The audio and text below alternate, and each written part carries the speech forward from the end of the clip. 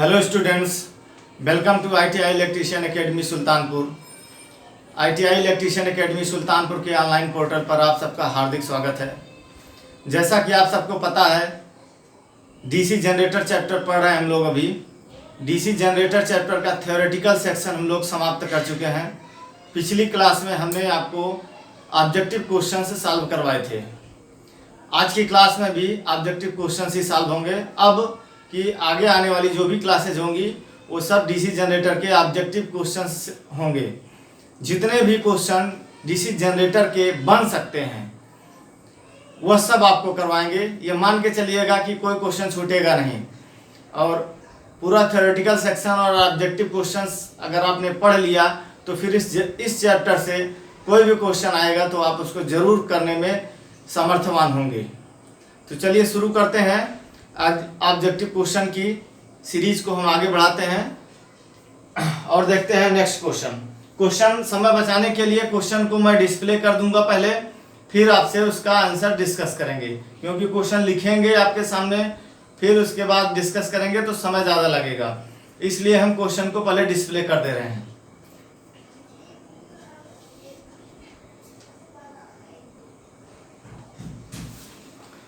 तो देखिए, क्वेश्चन आपके सामने डिस्प्ले हो गया है।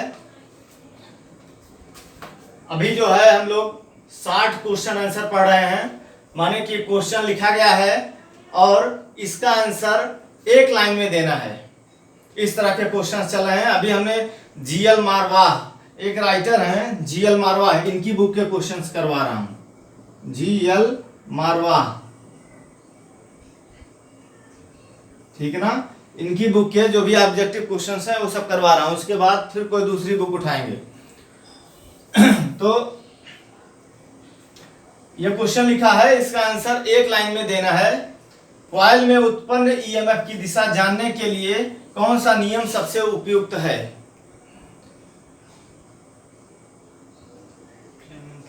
तो हमको पता है कि फ्लेमिंग के दो नियम होते हैं, एक राइट हैंड रूल होता है, एक लेफ्ट हैंड रूल होता है। तो यह भी बताया था हमने कि जैसे अपनी बुक में जो ITI की बुक है उसमें डीसी जनरेटर पहले आता है, फिर डीसी मोटर आता है। तो हम अपने दाहिने हाथ का प्रयोग सबसे पहले करते हैं, फिर बाएं हाथ का प्रयोग करते हैं। इसी तरह से आपको याद कर लेना है कि सबसे पहले हम दाहिने हाथ का प्रयोग करते हैं और अपनी बुक में सबसे पहले कौन चैप्टर आता है? DC generator. अर्थात डीसी जनरेटर में उत्पन्न विद्युत वाहक बल की दिशा ज्ञात करने के लिए फ्लेमिंग के दाएं हाथ का नियम प्रयोग किया जाता है। और डीसी मोटर के लिए डीसी मोटर के घुमाव की दिशा जानने के लिए फ्लेमिंग के बाएं हाथ का नियम प्रयुक्त किया जाता है। तो कॉइल में उत्पन्न, कॉइल मतलब वही आर्मेचर में उत्पन्न ईएमएफ की दिशा जानने के लिए कौन सा नियम सबसे उपयुक्त है? फ्लेमिंग्स। इसका आंसर हो जाएगा फ्लेमिंग्स राइट हैंड रूल।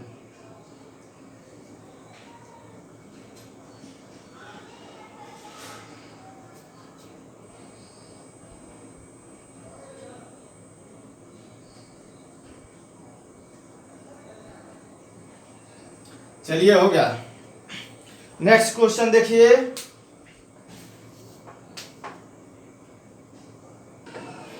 चलिए, नेक्स्ट क्वेश्चन आपके सामने स्क्रीन पर है। किस सर्किट में इंटरपोल कनेक्ट किए जाते हैं? इंटरपोल। तो जैसा कि आपको पिछली क्लासेस में पढ़ाया है, इंटरपोल जो होते हैं वह मेन फील्ड पोल के बीच में स्थापित किए जाते हैं। इस तरह से जनरेटर की अगर ये बॉडी मान लिए हम, तो ये जो है मेन फील्ड पोल, ये मेन फील्ड पोल अगर लग गए हैं तो मेन फील्ड पोलों के बीच में स्थापित किए गए छोटे छोटे पोल इंटरपोल कहलाते हैं। ये पोल अगर हमने लगा दिया बीच में, ये पोल लगा दिया, और ये देखिए बीच में एक छोटा सा पोल लगा दिए, ये बीच में एक छोटा सा पोल लगा दिए। तो ये सब, ये वाला हमारा हो गया मेन पोल, मेन फील्ड पोल। और ये जो हमारा हो गया, ये हो गया इंटरपोल।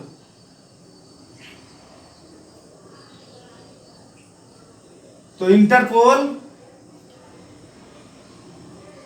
मेन फील्ड पोलों के बीच में लगाए जाते हैं और इनकी जो ध्रुवता होती है वह आगे आने वाले पोल के समान होती है। अगर ये यन पोल है और ये यन पोल है, ये यस पोल है, यस पोल है, तो इस इंटरपोल की ध्रुवता क्या होगी, इसके आगे आने वाले पोल के समान।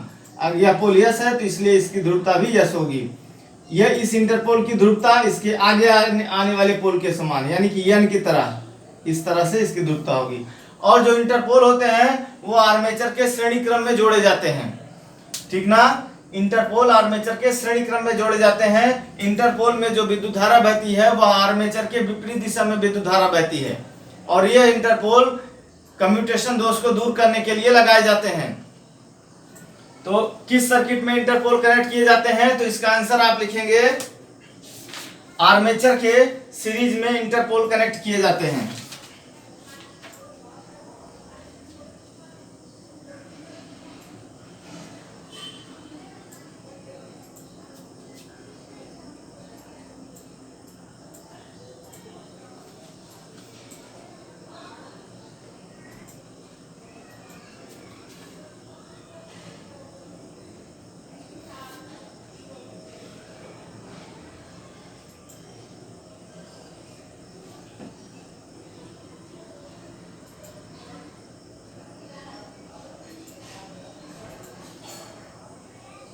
यह हो गया इसका आंसर। तो चलिए नेक्स्ट क्वेश्चन देखते हैं हम लोग। Question number 3। Question number 3 solve करिए। जनरेटर की अस्थायी हानियां कौन सी हैं? तो पिछली क्लास में ही हमने जनरेटर में जो होने वाले लॉसेज हैं उनके बारे में पढ़ाया था। जनरेटर में 3 प्रकार के लॉस होते हैं। एक होता है कॉपर लॉस, और दूसरा होता है आयरन लॉस, और तीसरा होता है मैकेनिकल लॉस।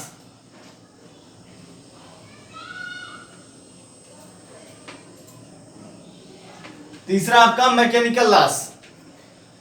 तो इसमें पूछ रहा है जनरेटर में अस्थायी हानियां कौन सी होती हैं। तो अस्थायी हानियां कौन सी होती हैं? जो आयरन लॉस होता है यह अस्थायी हानि है। आयरन लॉस आर्मेचर की कोर में होता है, यानी कि आयरन लॉस के अंतर्गत 2 लॉस आते हैं। एक होता है हिस्टैरिसीस लॉस और दूसरा होता है eddy current loss. Hysteresis loss और दूसरा कौन सा होता है, eddy current loss.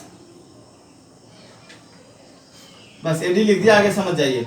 Eddy current loss, ये दोनों लॉस जो है आर्मेचर की कोर में होते हैं और जनरेटर के लोड परिवर्तन से यह परिवर्तित नहीं होते हैं। लोड चाहे कम हो चाहे लोड ज्यादा हो, ये हानियां होती रहेंगी। जनरेटर चाहे आप विदाउट लोड चला दीजिए, ये हानियां होती रहेंगी, हिस्टैरिसीस लॉस और एडी करंट लॉस। तो यह जो है अस्थायी लॉस हो गया। साथ ही साथ अभी आपको देखिए क्या लिखना है, जनरेटर में अस्थायी हानियां कौन सी होती हैं। तो एक तो आप लिख देंगे आयरन लॉस। आयरन लॉस अस्थायी हानि आ गया। प्लस और कौन सी हानि, मैकेनिकल लॉस जो होता है। ये मैकेनिकल लॉस में जो आर्मेचर होता है उसका वायु से घर्षण, बियरिंग के घर्षण के कारण, कम्यूटेटर पर कार्बन ब्रश के घर्षण के कारण जो लॉस होता है वह मैकेनिकल लॉस के अंतर्गत आता है। और यह लॉस भी फिक्स होता है। यह लॉस भी फिक्स होता है। लोड परिवर्तन से यह लॉस प्रभावित नहीं होता है, क्योंकि लोड चाहे कम हो चाहे ज्यादा हो, आर्मेचर घूम रहा है हवा के साथ, जो घर्षण कर रहा है करेगा। ब्रश कम्यूटेटर के ऊपर घूम रहा है तो घूमेगा, जो लॉस हो रहा होगा होगा। बियरिंग के घर्षण के कारण जो लॉस हो रहा होगा होगा। तो लोड कम ज्यादा होने से ये सब लॉस अफेक्ट नहीं होते हैं। तो इसलिए हमने फिर लिख दिया मैकेनिकल लॉस।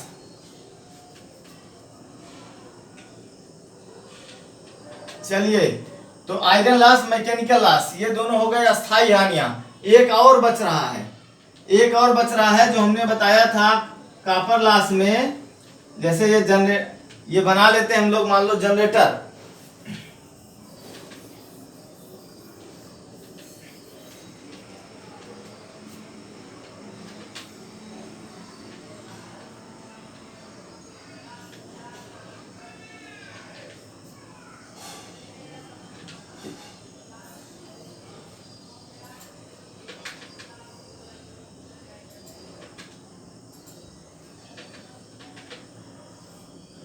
तो ये जनरेटर का आर्मेचर हो गया, ये सीरीज फील्ड हो गई और ये शंट फील्ड हो गई, और यहां से लोड को जोड़ दिया जाएगा और ये हमारा टर्मिनल पॉइंट हो गया ये दोनों। तो इसमें लोड परिवर्तित होगा तो सीरीज फील्ड का करंट परिवर्तित होगा और आर्मेचर का करंट परिवर्तित होगा। तो लोड परिवर्तन से आर्मेचर कॉपर लॉस और सीरीज फील्ड कॉपर लॉस परिवर्तित होंगे, लेकिन ये जो शंट फील्ड है लोड परिवर्तन से इसके कॉपर लॉस पे कोई प्रभाव नहीं पड़ेगा, क्योंकि इसमें करंट जो बहेगी वह इसके रेजिस्टेंस के अनुसार बहेगी। इस फील्ड का जितना रेजिस्टेंस होगा उसी अनुसार इसमें करंट बहेगी। लोड में चाहे ज्यादा करंट बहे चाहे कम करंट बहे, उस करंट से इसका कोई लेना देना नहीं है। केवल लोड करंट से सीरीज फील्ड और आर्मेचर करंट प्रभावित होगा। और जिसको कम समझ में आए उसके लिए थ्योरेटिकल सेक्शन में फुल डिटेल में सारी चीजें बताई गई हैं, तो वहां पर जाकर देख सकता है। यहाँ बहुत ज्यादा थ्योरेटिकल में नहीं घुस पाएंगे ऑब्जेक्टिव में। तो iron loss plus mechanical loss और अस्थायी लॉस में आपका ये आ जाएगा शंट फील्ड कॉपर लॉस।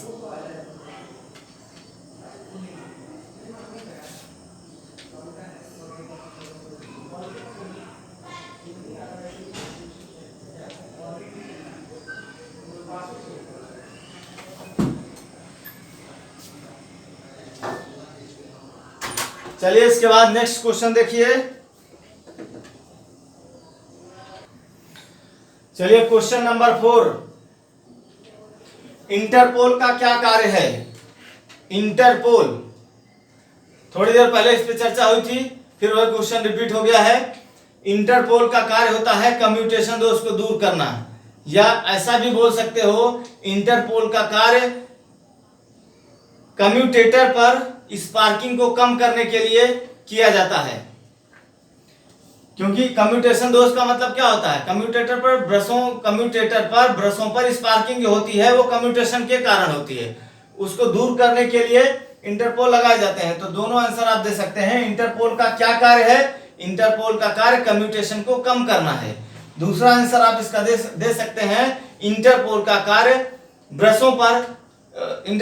कार्य कम्यूटेटर पर स्पार्किंग को कम करना है।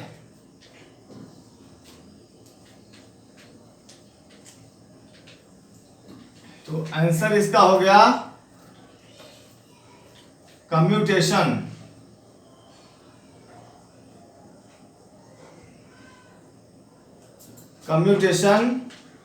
को कम करना एक कार्य हो गया। दूसरा आप इसी को या करके ऐसे लिख सकते हैं, कम्यूटेटर पर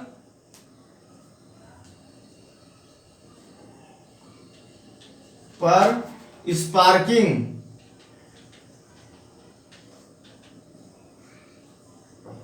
को कम करना। ये तीन कार्य, ये दो दो तरह से इसका आंसर दे सकते हैं हम लोग। चलिए नेक्स्ट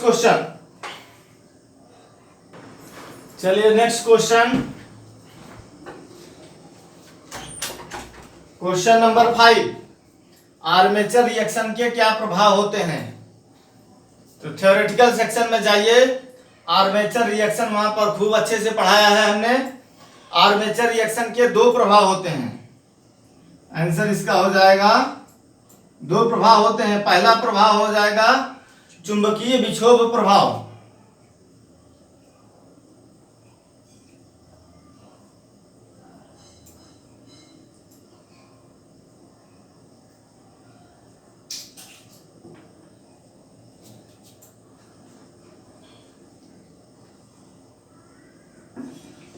दूसरा प्रभाव हो जाएगा विचुंबकन प्रभाव।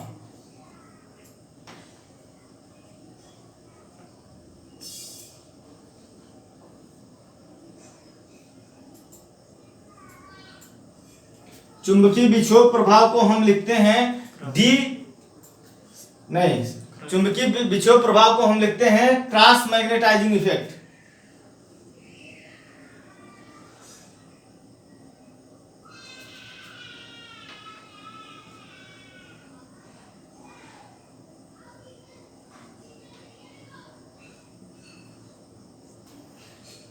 विचुंबकन प्रभाव, विचुंबकन प्रभाव को हम लिखते हैं demagnetising effect.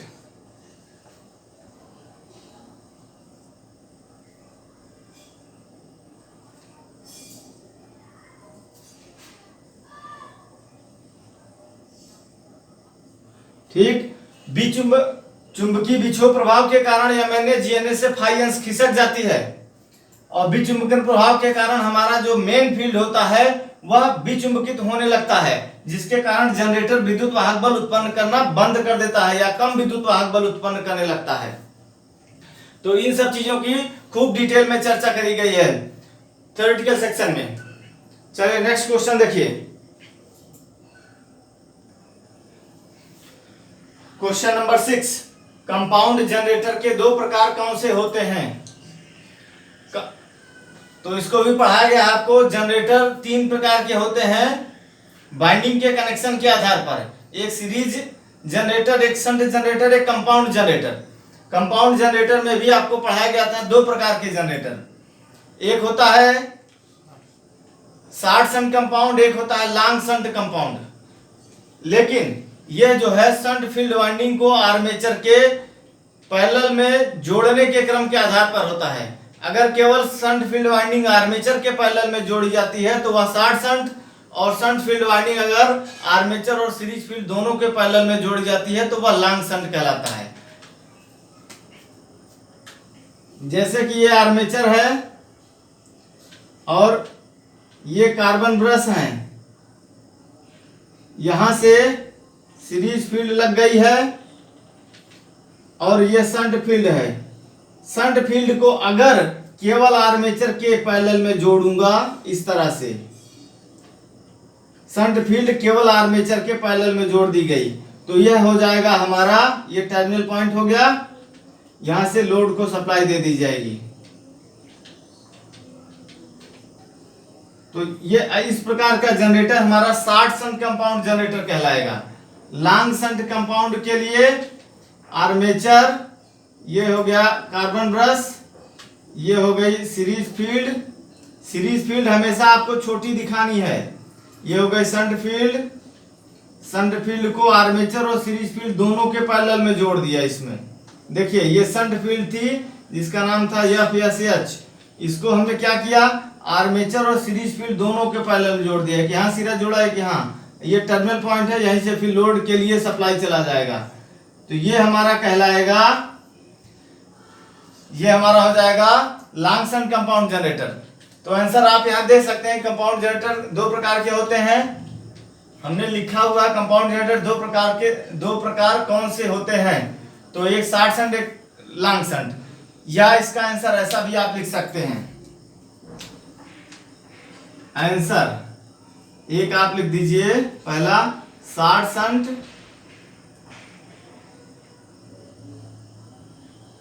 Short shunt compound, दूसरा लिख सकते हैं long shunt compound.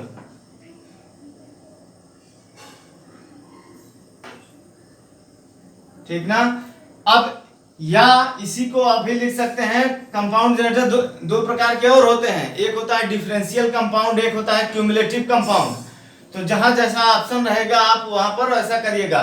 Differential compound और क्यूमुलेटिव कंपाउंड किस तरह से बनाए गए हैं, सीरीज फील्ड और शंट फील्ड द्वारा उत्पन्न फ्लक्स अगर एक दूसरे के स्वभाव वाले हैं, एक दूसरे में जुड़ने वाले स्वभाव के हैं, ये सीरीज फील्ड और शंट फील्ड दोनों के फ्लक्स अगर एक दूसरे में जुड़ने वाले स्वभाव के हैं तो यह कहलाता है क्यूमुलेटिव कंपाउंड। और अगर सीरीज और शंट फील्ड के फ्लक्स एक दूसरे के विपरीत स्वभाव वाले हैं तो वह कहलाता है डिफरेंशियल कंपाउंड। पूर्ण डिटेल के लिए थ्योरेटिकल सेक्शन पे जाइए और उसको पढ़िए। तो इसका दूसरा आंसर लिख सकते हैं, या डिफरेंशियल कंपाउंड,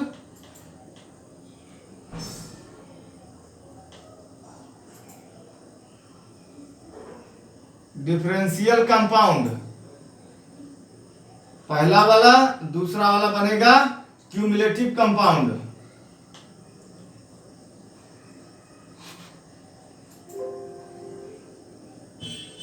इस तरह से तो दोनों आंसर सही है। जैसा आपके ऑब्जेक्टिव क्वेश्चन में ऑप्शन रहेगा उस तरह से आप इसको करिएगा।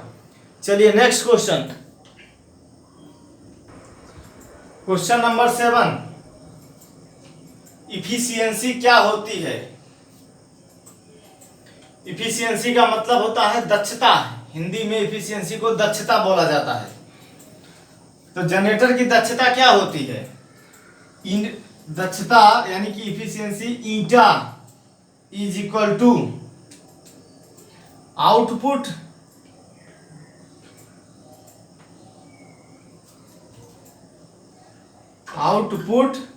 क्या मिलता है हमको जनरेटर में? Electrical power, output electrical power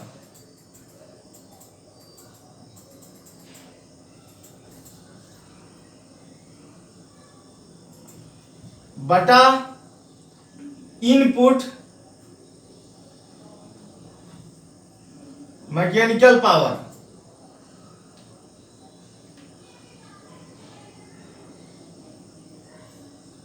यानी कि आउटपुट वैद्युतिक शक्ति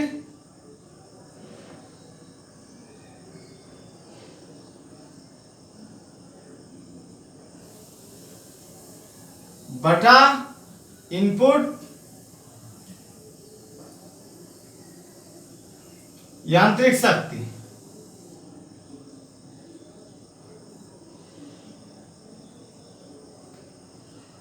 ठीक ना, ये दक्षता होती है। और इसको फुल डिटेल में पढ़ने के लिए दक्षता वाले चैप्टर को आप पढ़ लीजिए तो बहुत अच्छे से समझ में आ जाएगा। जनरेटर में 3 प्रकार की दक्षता होती है। एक होता है मैकेनिकल इफिशियंसी, दूसरा होता है इलेक्ट्रिकल इफिशियंसी, तीसरा होता है कमर्शियल इफिशियंसी यानी कि व्यावसायिक दक्षता। तो हम लोगों को जो ग्राहक होता है उसको व्यावसायिक दक्षता से ही मतलब होता है, बाकी और अन्य दक्षता से उसका कोई लेना देना नहीं होता है। चलिए क्वेश्चन नंबर 8,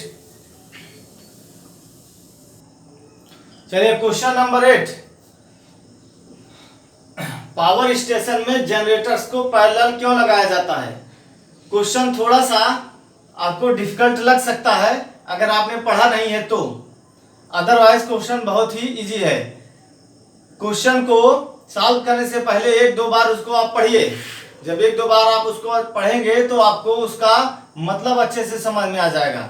जब उसका मतलब अच्छे से समझ में आ जाएगा तो आप उसका आंसर भी कर ले जाएंगे। तो पावर स्टेशन में जनरेटर को पैरेलल में क्यों लगाया जाता है? पैरेलल का मतलब होता है समानांतर।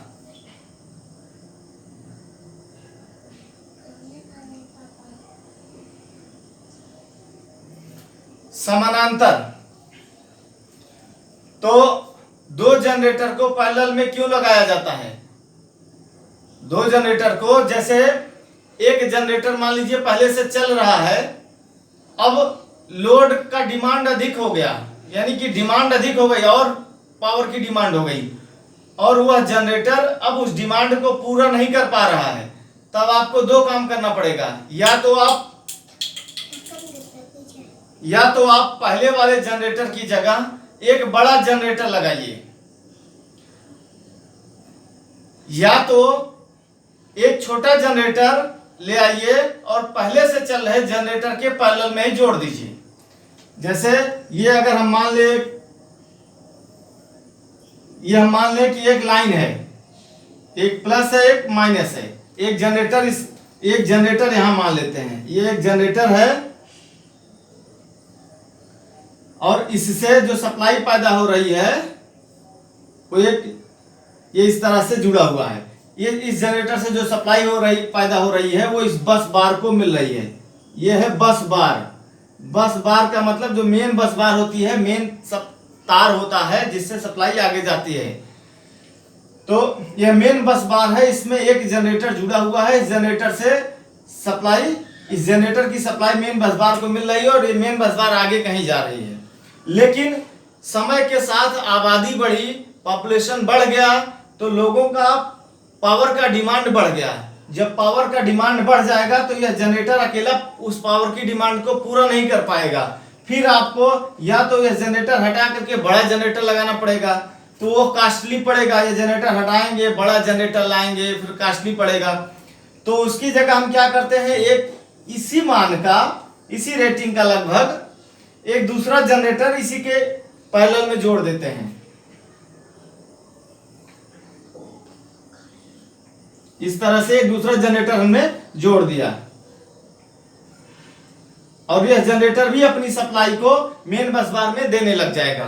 तब क्या होगा, जो पावर डिमांड थी अब वो पूरी हो जाएगी, पब्लिक की जो पावर डिमांड थी वो पूरी हो जाएगी। 2 जनरेटर हमने लगा दिया। तो यही पूछ रहा, पावर स्टेशन में जनरेटर को पैरेलल क्यों लगाया जाता है। तो पहला आंसर आप इसका लिख सकते हैं, पावर डिमांड को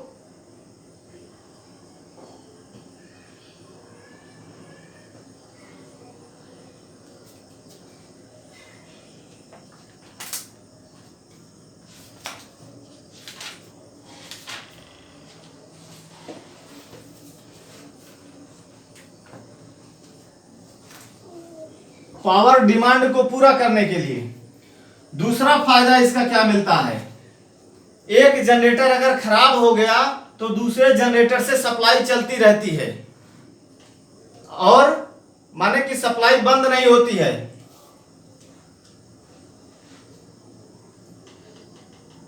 एक जनरेटर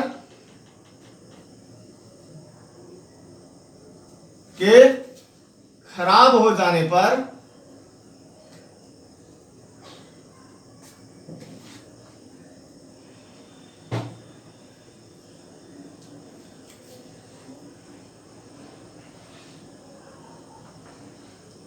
दूसरे जनरेटर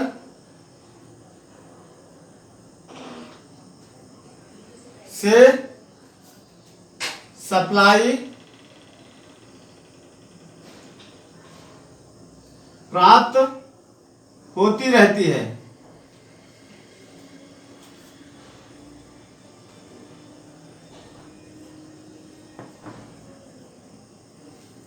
ठीक ना, एक जनरेटर अगर खराब भी हो गया दूसरे से सप्लाई प्राप्त होती रहेगी।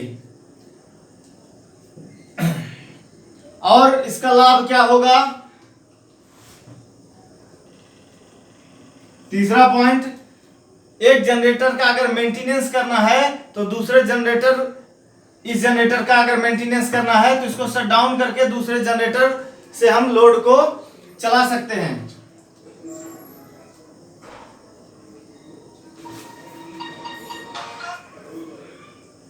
मेंटेनेंस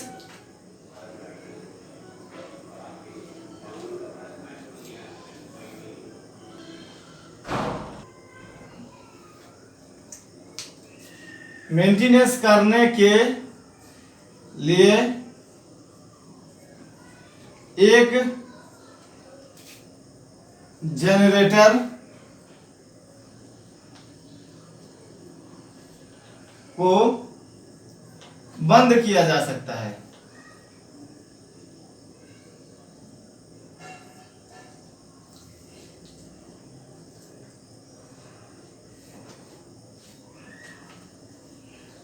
चौथा पॉइंट आप इसके सापेक्ष में लिख सकते हैं, यह पूरा सिस्टम ज्यादा रिलायबल हो जाता है। रिलायबल का मतलब भरोसेमंद, यानी कि पहले जब एक ही जनरेटर लगा था तो यह था कि कभी सप्लाई फेल हुई तो जब तक जनरेटर नहीं बन जाएगा तब तक सप्लाई नहीं आने वाली है।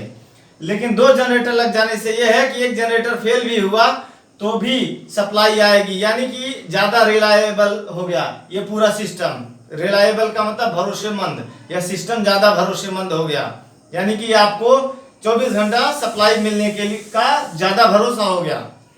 तो या ऐसा बोल सकते हैं कि सिस्टम की दक्षता बढ़ जाती है।